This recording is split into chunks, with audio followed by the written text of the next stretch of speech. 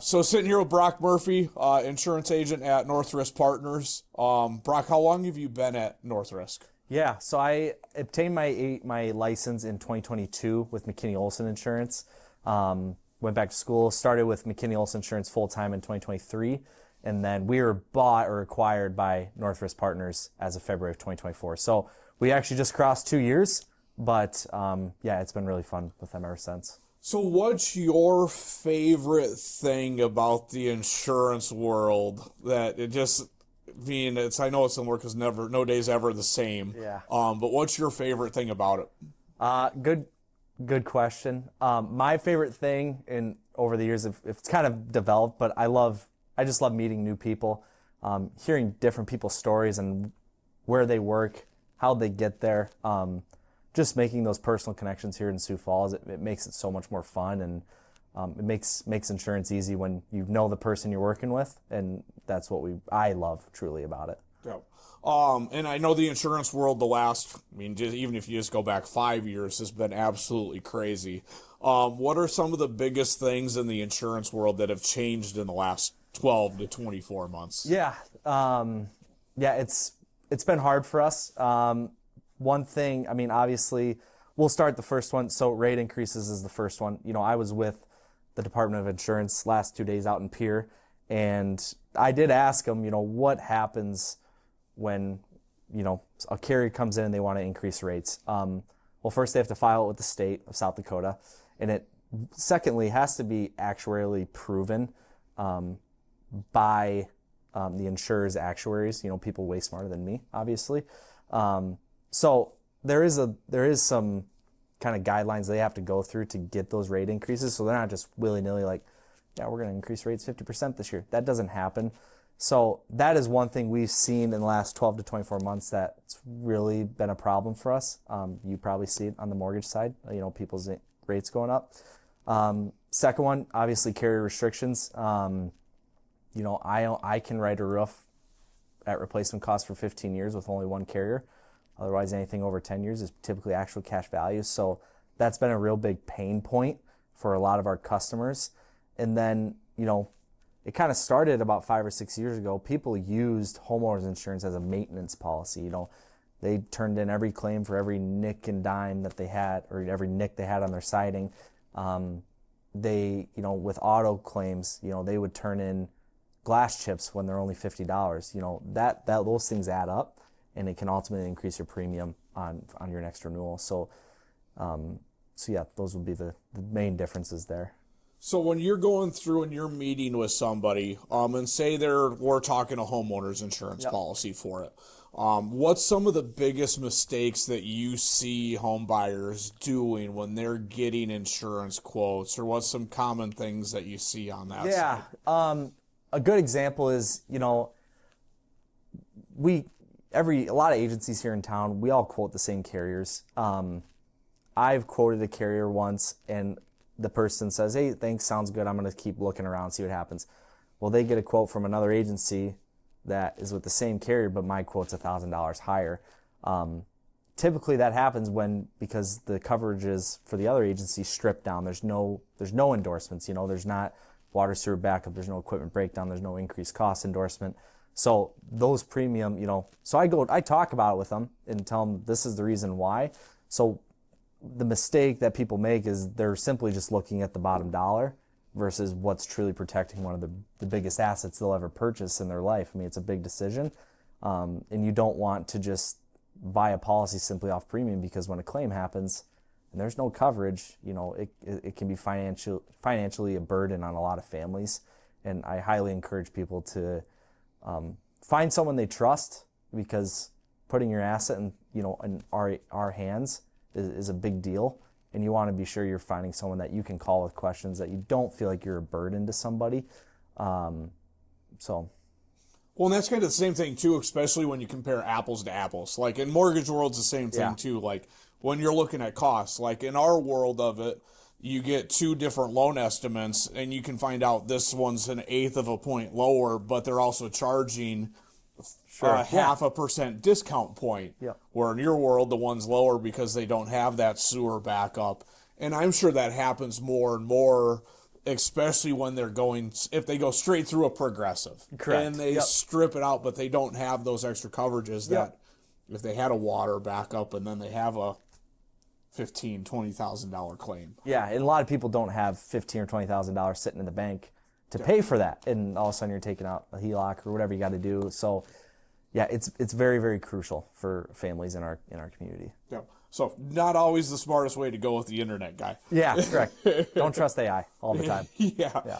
So when somebody's buying a home, what coverages actually matter the most? And what gets probably overlooked the most? Yeah. The first one I'll hit on, so a lot of our carriers will offer increased cost endorsement or guaranteed home replacement costs. So just as an example, if you have $1 million home for easy numbers and you have 50% increased cost endorsement, well, now you have $1.5 million for your home. So that coverage is very, very important because in our today's world, with inflation and the cost of materials and the cost of construction, your house, you might have bought it for $300,000. But it might take $350,000 to rebuild it just because of the cost of lumber or whatever the case may be. So that's one coverage that I think is very, very overlooked. We try to just max it out. If we can go to 100% or guaranteed, we'll put it on there and we don't ask questions. We'll never say, well, the premium's a little high, we're going to decrease the coverage. We just don't do that because in our eyes, we'd rather be safe than sorry. So we'll just put it as high as we can. The second one would probably be water sewer backup. We had the 1 in 100 year rain back in 2024, so we had a lot of claims. The sump pump's not keeping up. They've wanted to file a claim because water backed up through.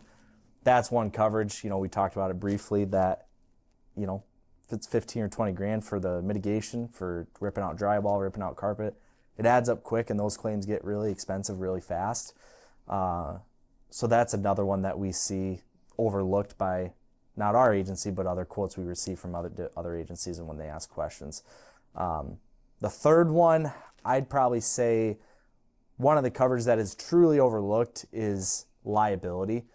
Personal liability is really important, and in today's age when personal liability claims, they can be funded by third parties in other state. They can fund the litigation claim.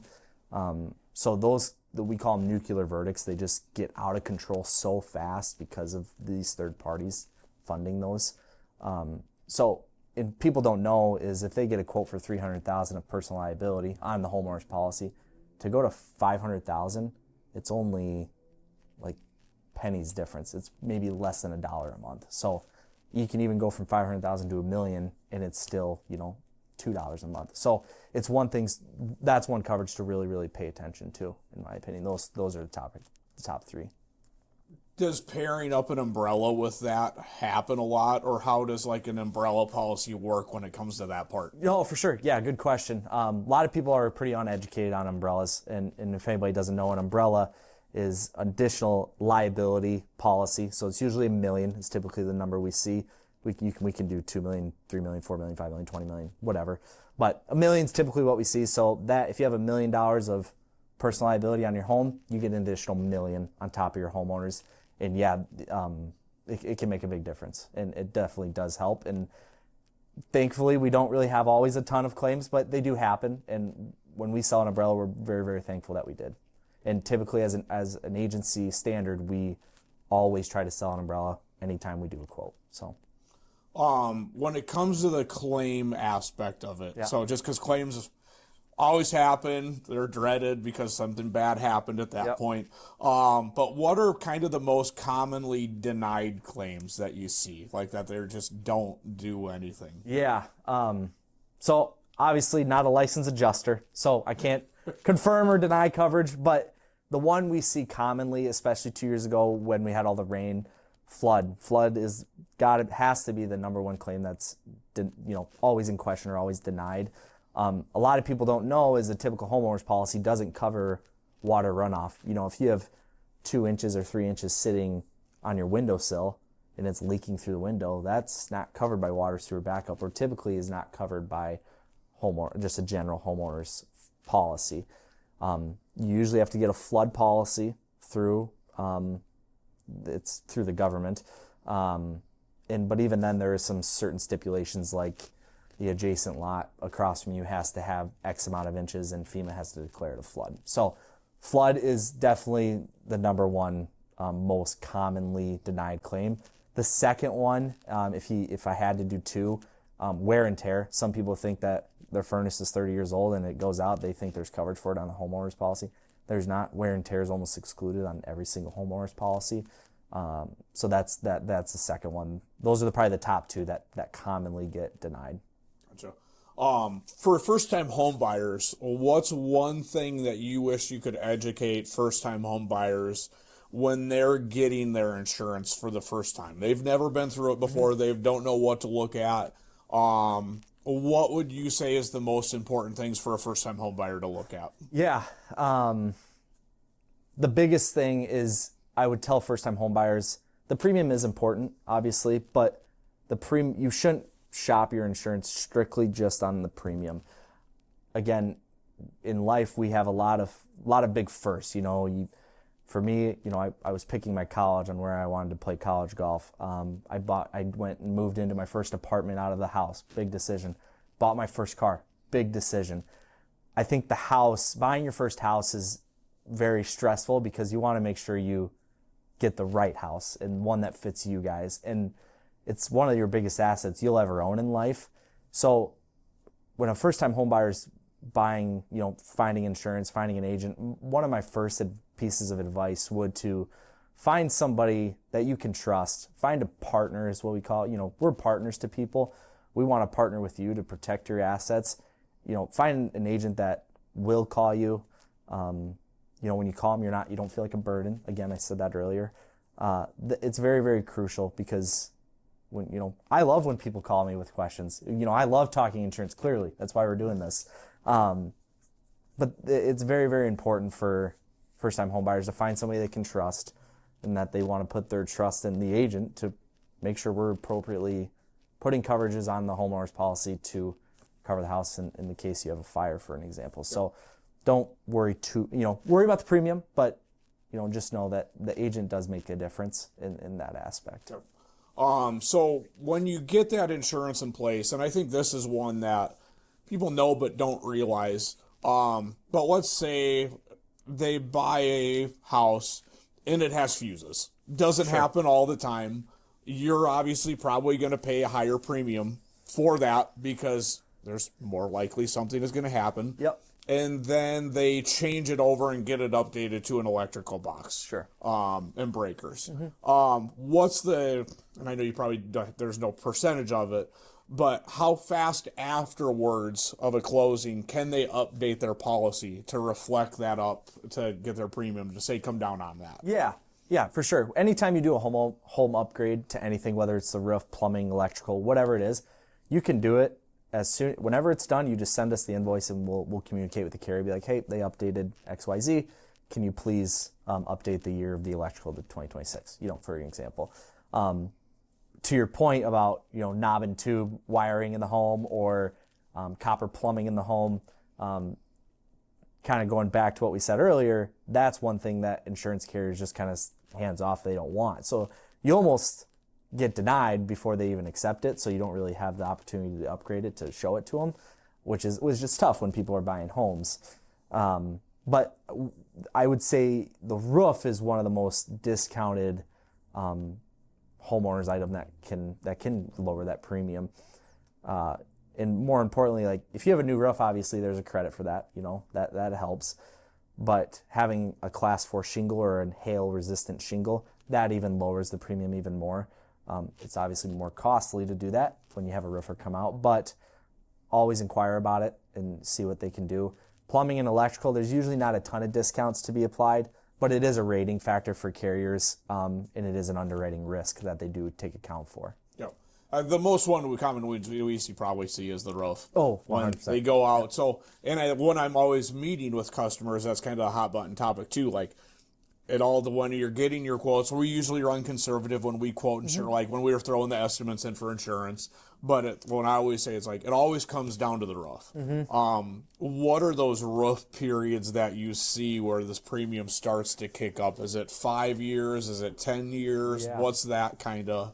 I would say the premium starts kind of going up about 5 years. Anything we kind of quote in that 6 to 10 year range is, the premium seems to be a little higher. seems, it's not always the case, but kind of seems that way. Some carriers have switched to this payment schedule where, at year 0, if you replace your roof in 2026, you're getting a full replacement cost if that roof needs to be replaced in the next few months. At year 1, it goes to 98%, year 2, 94%. So that just means the carrier is only going to pay 98% of the replacement cost. So that's one thing to think about.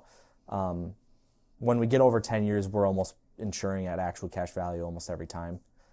Again, I have one carrier that does offer replacement costs, but sometimes it comes back really high where it makes more sense to do actual cash value and keep that premium versus what you were paying for replacement costs. That's the big thing. Gotcha. When should, and I know this one gets overlooked a ton because I'll meet with people, either they're selling and buying a home or refinancing down the line, and they haven't looked at their insurance since the day that they got it. How often should somebody relook at their insurance just to get a second look at it to make sure that they're covered right? Yeah. I would always say it's up to the consumer. I mean, obviously in the last 12 to 24 months, we get this question all the time of, is my premiums too high? And it's good to have that conversation with the agent because they can kind of walk you through what they're seeing in the whole market aspect. A lot of the time, the remarket is usually driven because of premium. There are times where a claim happens and they had such a miserable claim experience that they say, we want a different carrier, which we absolutely will remarket it for them. But when it comes to premium, we like to have the discussion. Again, I was in Pierre last couple of days, and one thing they talked about is homeowners insurance in South Dakota was undervalued for a very, very long time. And over the past 24 months, carriers started taking rate increases, and we're kind of in line with the rest of the country a little bit. Obviously, we're not as high as the coastal states, but we're kind of in a good spot. So when people ask, to your question, when they should, when's a good time to remarket or good time to ask, it's always at your renewal. We try to remarket everything at renewal. We typically don't do it midterm because it causes headaches for escrowing and getting that premium back to the consumer. But yeah, if you have questions, always ask. If you have coverage questions, always ask. We can usually always increase coverages. You can do it midterm if you want. So just be cautious and do ask those questions because it is, again, it's your most important asset. So it's important you do have the dialogue. Okay. If someone was looking at buying a home tomorrow, and they were just starting to look around, what are like the 3 biggest things that they should ask their insurance agent? The first one's the roof. It's probably, if it's 10 years, ask if they can get replacement costs. The agent should be able to tell you almost like that. The second one, are you an independent or you're not? An independent's like me. I write for 10 to 12 carriers. The captives would be like your State Farm, so they only sell State Farm. No way's wrong or right, but some people do like to have another option with the same agent. That's always a good thing.